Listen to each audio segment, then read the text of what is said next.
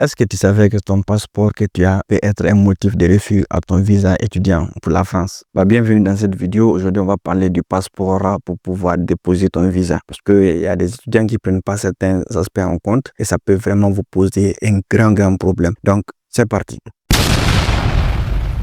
Donc, pour commencer, il faut savoir que pour déposer le visa, tu dois avoir un passeport valide. Là, tout le monde le sait. Tu vas dire, mais je le sais. Oui, je sais. Mais est-ce que c'est valide dans le bon sens ou dans le mauvais sens? C'est la question qu'on va se poser. Donc, il faut savoir que pour déposer le visa, ton passeport doit être d'abord un passeport nouveau. Pas que ce soit un passeport qui a été délivré il y a moins de 10 ans. C'est ce qui est même écrit. Quand tu passes sur le site de francevisa.gouv, c'est bien écrit. Il faut avoir un passeport qui a été émis il y a moins de 10 ans. Et aussi, qui doit avoir une validité de au moins 3 mois après la date d'expiration de ton visa. Donc ça, c'est très important. Donc, si tu déposes ton visa, regarde d'abord ton passeport. Ton passeport, tu l'as eu quand? Quand est-ce que ça va expirer? Et ton visa, quand tu vas l'avoir, quand est-ce que ça va expirer? Donc, typiquement, il faut savoir le visa long séjour ou le visa pour les étudiants ou les personnes qui viennent en France pour un visa long séjour. C'est un visa d'un an. Et par exemple, je sais pas, si tu déposes par exemple ta demande de visa en mois de mai, par exemple, et que tu dis que tu bouges, je sais pas moi,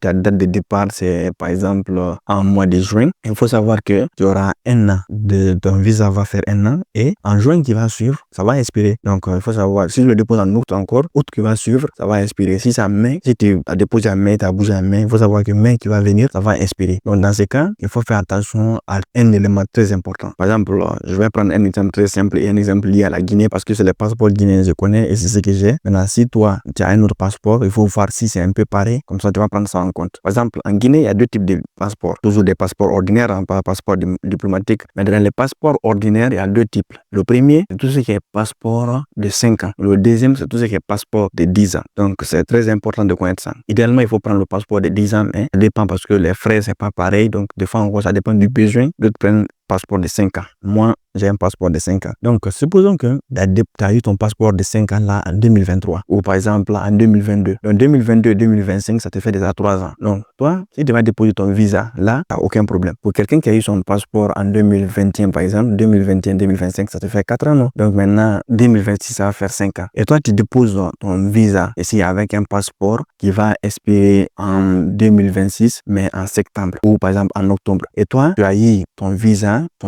expire en mois de septembre ou en mois d'août. Donc, tu vois, ton visa va expirer en mois de septembre ou en mois d'août et ton passeport aussi va expirer en mois de septembre ou octobre. Donc, il n'y a qu'un mois entre les deux. Dans ces cas, l'ambassade ne va pas accepter ton visa. Pourquoi? Parce que quand ton visa va expirer, tu vas faire ce qu'on appelle les démarches de renouvellement. Et dans les démarches de renouvellement, il faut qu'on vérifie et qu'on t'accepte. Mais supposons que quand tu déposes tes documents et tout, la préfecture n'accepte pas de renouveler ton visa ou ton titre de séjour. Dans ce cas, tu es dans un sérieux problème et on peut te donner ce qu'on appelle OQTF. Et dans les OQTF, quand on te donne, tu es obligé de quitter le territoire français. Et pour quitter un territoire, aller dans un autre territoire, il faut ce qu'on appelle un passeport valide et valide. J'ai dit 2 fois valide. Il faut un passeport valide. Donc, dans ce cas, si ton passeport a déjà expiré, tu vois que tu ne peux pas te retourner. Et là, ça devient encore très compliqué. C'est pourquoi l'ambassade vérifie les délais d'expiration des passeports. Donc, si on regarde ton passeport et que quand ton visa va finir seulement en mois d'août, par exemple, et toi aussi ton passeport finit en mois de septembre, tu ne vas pas le faire. Ils ne vont pas accepter. Donc, il faut te rassurer que quand tu déposes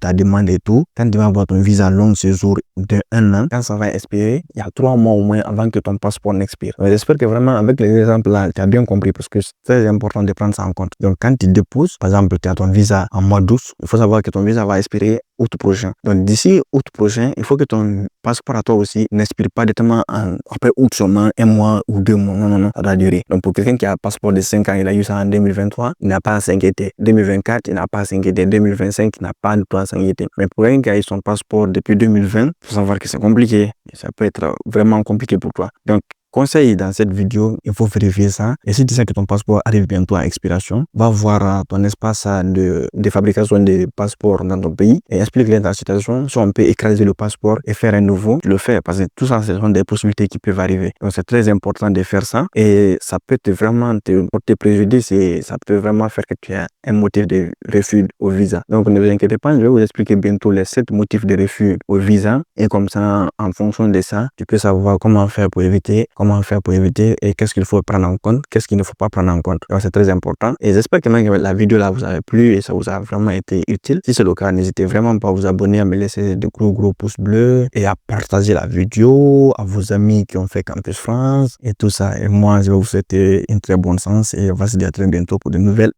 vidéos.